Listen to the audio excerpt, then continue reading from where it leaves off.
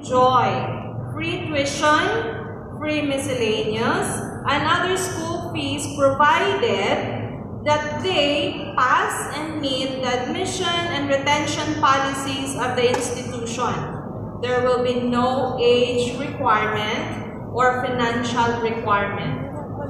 So kahit na 40s ka na, basta hindi ka graduate ng BS course, pwede kang mag-enroll ulit at ma-enjoy mo ang free higher ed, provided also na nakapasa ka sa entrance exam ng ISAT U. Okay. Are not overstaying. Hindi magna 9 years sa ating course. Kasi, again, let us go back to the quality education na ibinibigay ng ISAT. May retention policy po sila. Let me ask again, sorry, kasi narinig ko si Dr. Muyong, sabi niyo po, sir, yung ating graduation fee, kinukolek natin sa bata. Kinukolek po ba? Graduation fee, you can place it under the developmental fee. That would be for free. Pwede po natin. Okay. Kasi, ang purpose, ang goal ng government is para mapag-graduate natin si bata na libre. Walang babayaran si magulang. Ang babayaran ng bata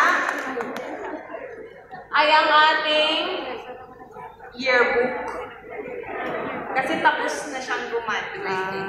Basta patawirin lang natin si bata. Patawirin natin si bata. So graduation fee would include siguro yung toga ng bata, yung pa-picture taking ng bata, yung venue natin and all. Under developmental fee. Okay.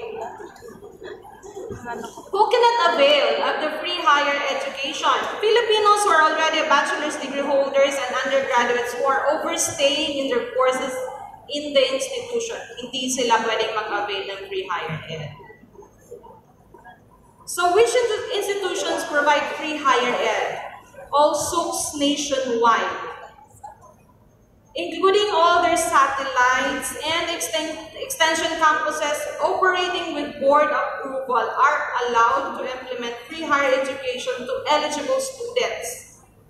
For school year or for academic year 2018 and 2019, 78 CHED-recognized LUCs, or the local universities and colleges, will provide free higher ed to eligible students. Other LUCs may be added in the list once they're going to obtain the CHED recognition in the next round of evaluation. So what are the conditions to continue enjoying the benefits of free higher ed? Students, please listen to this one. Students should remain and maintain a good academic standing and comply with the retention requirements set by the SUCs and CHED-recognized LUCs. So, kailangan mag-aral ng maigi.